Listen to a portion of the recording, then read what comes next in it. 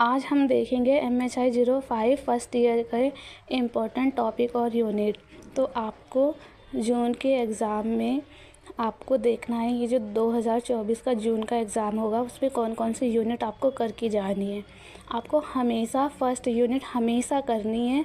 इग्लू के एग्ज़ाम में first unit बहुत इम्पोर्टेंट होती है, तो आपको कभी ये नहीं छोड़नी।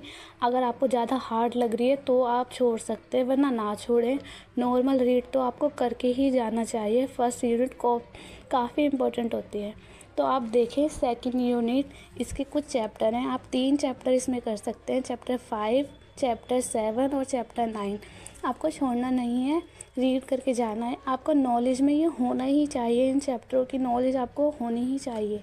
उसके बाद आप देखें यूनिट 3, इसमें ज़्यादा नहीं, सिर्फ 2 चैप्टर करने हैं, 11 और 13। उसके अलावा कुछ नहीं करना, आपको रीड करना है। प्रीवियस ईयर के क्वेश्चन पेपर भी आप देख लें एक बार। यूनिट 6 देखें, इसमें आपको 2 चैप्टर करने हैं। आप कर लेना, ये 2 चैप्टर काफ़ी ठीक है। अगर ना कर पाएँ तो छोड़ दें, 26 और 27। उसके बाद हमारे एक यूनिट बीच में रह गई, यूनिट 5। इसके भी 2-3 चैप्टर हैं।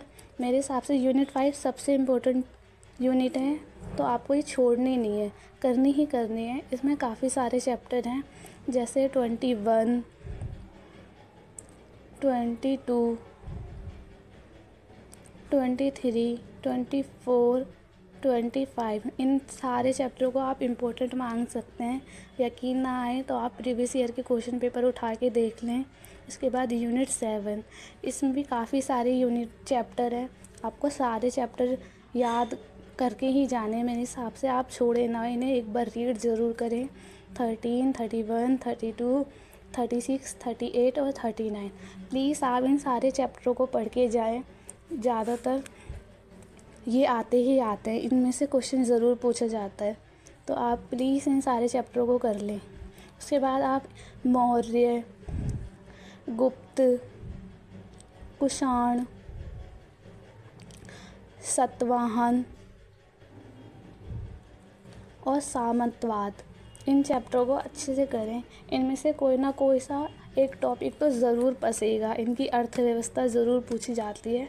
मैंने भी पिछली ईयर का क्वेश्चन पेपर दिया था, एग्ज़ाम दिए थे, इनमें से क्वेश्चन पूछे गए थे, तो आप ज़रूर इन्हें पढ़ के जाएं। ये मोस्ट इम्पोर्टेंट टॉपिक है, आपने छोड़ना नहीं है। आपका काफ़ी अच्छा एग्ज़ाम जाएगा।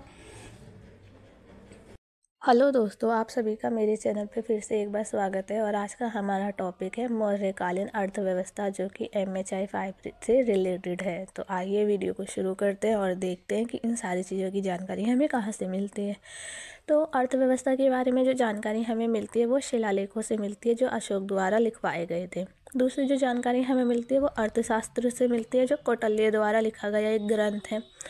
तीसरा जानकारी जो हमें मिलती है वो मेगास्थनीज ने बताया है कि किसान जो होते थे वो आबादी का एक बहुत बड़ा भाग होते थे, जो कि अर्थव्यवस्था में एक महत्वपूर्ण भूमिका निभाते थे। तो अब हम देखेंगे कि जो मौर्यकालीन अर्थव्यवस्था है वो किन किन स्तंभों पर टिकी हुई थी। तो पहला जो स्तंभ है वो है कृषि। और सभी को पता होगा कृषि एक महत्वपूर्ण भूमिका निभाती है अर्थव्यवस्था में। कृषि में कई तरह के टैक्स लगाए जाते थे, जैसे कि मिट्टी की उपजाऊ पर लगाया हुआ कर, और भी अलग अलग तरह के कर होते थे। जैसे कि जो नालियाँ बनाई जाती थी कृषि के लिए या जलाशय बनाए जाते थे, उन पे भी टैक्स लगाया जाता था। अब हम देखेंगे कि हमारा जो दूसरा पॉइंट है वो है गैर कृषि। गैर कृषि में कई सारे टॉपिक आते हैं, जैसे कि संसाधन। और आप सभी को पता होगा संसाधन 2 तरह के होते हैं, प्राकृतिक संसाधन और निर्मित संसाधन, जो मानव द्वारा बनाए गए होते हैं। और दूसरा आएगा हमारा व्यापार गैर कृषि में। और तीसरा खनिज, धातु, सोना, लोहा, हीरे और महत्वपूर्ण जो चीज़ें होती हैं वो सारी गैर कृषि में आता है।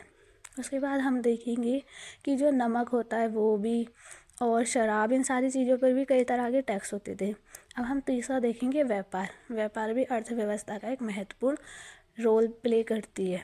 व्यापार कई तरह के होते हैं और कई सारी चीज़ों की भी व्यापार होते हैं, जैसे नमक का व्यापार होता था, हाथी दांत का व्यापार होता था, मनकों का व्यापार होता था, सीपी का व्यापार होता था। और ये जो व्यापार होते थे वो काफ़ी दूर तक होते थे, जैसे कि फारस की खाड़ी तक व्यापार किया जाता था। उसके बाद हम देखेंगे कि कर कर भी अर्थव्यवस्था में बहुत महत्वपूर्ण भूमिका निभाता है। और कर सारी चीज़ों पे लगाए जाते थे। कुछ ही चीज़ें होंगी जिन पे कर नहीं लगता था, वरना हर तरह की चीज़ों पे कर लगाया जाता था।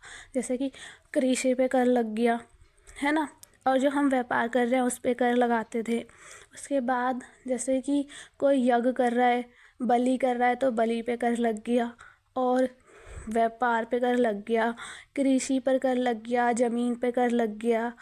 काफ़ी सारी तरह के कर होते थे। तो आप इस तरह से, अगर आपका क्वेश्चन आता है पेपर में, तो आप मौर्यकालीन अर्थव्यवस्था को इस तरह से समझा सकते हैं अपने पेपर में। उसके बाद आप देखोगे कि इसमें कई सारे मैंने पॉइंट छोटे छोटे कर दिए हैं, तो आप इन सारे पॉइंटों को लाइन वाइज लिखकर उनकी छोटी छोटी डिटेल आप खुद भी मेंशन कर सकते हो एग्ज़ाम में। ये मैंने नोट्स बनाए थे, आप इसी को थोड़ा ब्रीफ करके, थोड़ा बड़ा करके आप अपने एग्ज़ाम में लिख सकते हो। तो आपको ऐसी और कोई वीडियो या और किसी चीज़ की अर्थव्यवस्था के बारे में जानकारी चाहिए तो आप मुझे कमेंट कर सकते हो। मैं सातवाहन काल के बारे में भी वीडियो डाल दूँगी। हेलो दोस्तों, आप सभी का मेरे चैनल पर एक बार फिर से स्वागत है। और आज का हमारा टॉपिक है सातवाहन काल की अर्थव्यवस्था। तो आइए वीडियो को शुरू करते हैं और देखते हैं कि सातवाहन काल के बारे में और उसकी अर्थव्यवस्था के बारे में हमें कहाँ कहाँ से पता चलता है और अर्थव्यवस्था में कौन कौन से पॉइंट आते हैं। तो हम देखेंगे, सबसे पहला जो हमारा पॉइंट होगा वो होगा अभिलेख। कई सारे अभिलेखों से सातवाहन काल के बारे में पता चलता है और उनकी जानकारी मिलती है कि वहाँ की अर्थव्यवस्था कैसी थी। दूसरा हमारा पॉइंट होगा यूनानी साहित्य। यूनानी साहित्यों में भी सातवाहन काल की अर्थव्यवस्था के बारे में कई सारी जानकारी लिखी हुई है और वहीं से हमें पता चलता है। दूसरा सिक्के। सिक्के हर शासनकाल की एक महत्वपूर्ण अर्थव्यवस्था में रोल प्ले करते हैं और वहाँ कौन कौन से तरह के सिक्के चलाए जाते थे वो भी हमें अर्थव्यवस्था के बारे में बताते हैं। और हमारा जो फोर्थ पॉइंट होगा वो होगा एक बुक। राइटर का नाम तो मुझे अभी याद नहीं है, लेकिन बुक का नाम याद है, नेचुरल हिस्ट्री। नेचुरल हिस्ट्री में भी सातवाहन काल की कई सारी अर्थव्यवस्थाओं के बारे में जानकारी मिलती है। तो आइए वीडियो को और थोड़ा लेंदी बनाते हैं और बड़ा बनाते हैं, और थोड़ा सा इंट्रो भी मैं आपको बता देती हूँ।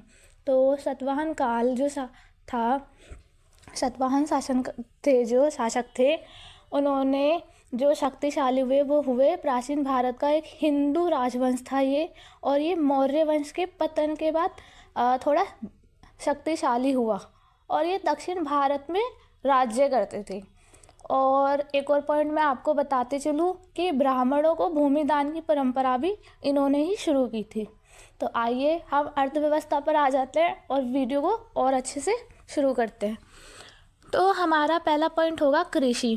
और कृषि में ये क्या क्या चीज़ें उगाते थे और कृषि को बढ़ाने के लिए इन्होंने क्या क्या करा। जैसे कि एक राजा थे रुद्रदमन, इन्होंने झीलों की मरम्मत की ताकि कृषि और अच्छी तरीके से की जा सके।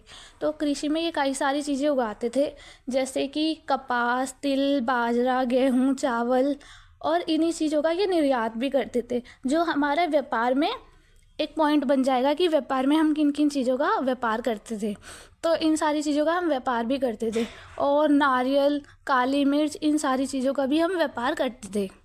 तो अब हम देखेंगे दूसरा पॉइंट। आप इसे कृषि में भी डाल सकते हो और व्यापार में भी डाल सकते हो। तो व्यापार हम कहाँ कहाँ करते थे और किन किन चीज़ों का करते थे उसमें भी आप डाल सकते हो। और ये जो व्यापार किया जाता था ये रेशम मार्ग और समुद्र मार्ग से किया जाता था।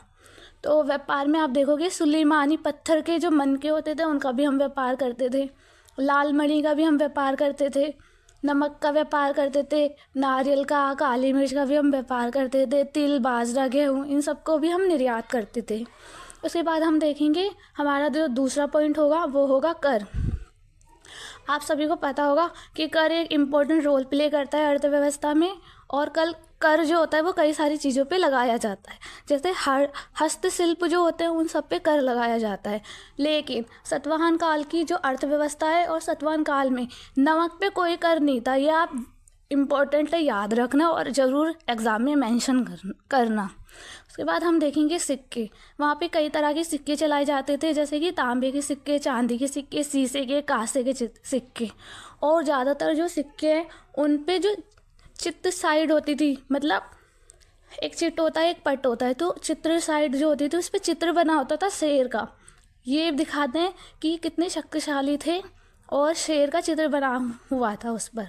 तो हम देखेंगे, हमने 3-4 पॉइंट अपने रिवाइज कर लेने हैं। कृषि, व्यापार, कर और हस्तशिल्प पर भी हम ध्यान दे लेते हैं। वहाँ पे कई सारी चीज़ें हस्तशिल्प में आती हैं। और आपको पता होगा कि जब चीज़ें बनेंगी तभी तो व्यापार किया जाएगा। जब चीज़ें हम उगाएंगे, कृषि करेंगे, उन्हीं चीज़ों का तो हम व्यापार करेंगे और उसी चीज़ से तो हमारी अर्थव्यवस्था बढ़कर दिखेगी। तो आपने सारे पॉइंटों को एक दूसरे में लिख देना है। व्यापार में भी लिख देना है, कर पे भी लिख देना है, कृषि में भी लिख देना है। इस तरह से आपका जो पेपर है वो काफ़ी ज़्यादा लेंथी हो जाएगा और आपके काफ़ी अच्छे मार्क्स आने में मदद मिलेगी। तो अगर आपको ऐसे ही किसी और टॉपिक के ऊपर वीडियो चाहिए तो आप मुझे बता सकते हो। मैं काफ़ी सारी वीडियो बना चुकी हूँ अपने चैनल पे। एक बार मेरे चैनल पे आप विज़िट कर लेना। ऐसे ही मैंने मौर्य काल की अर्थव्यवस्था के ऊपर भी वीडियो बनाई है और अपने चैनल पे डाल दिया है। तो हाँ, एक पॉइंट हमारा रह गया बात करने के चक्कर में भूल गई। कपड़ों की रंगाई भी वहाँ पे की जाती थी और कई सारे कुंड मिले हैं जहाँ कपड़ों को रंगा जाता था। तो आप ये भी लिख सकते हो और मेंशन कर देना अच्छे से सारे पॉइंटों को। हेडिंगों को थोड़ा बड़ा बड़ा लिखना और जो मैंने छोटी छोटी डिटेल बताई है उन्हें भी आप भर भर के बड़ा बड़ा लिख सकते हो एग्ज़ाम में।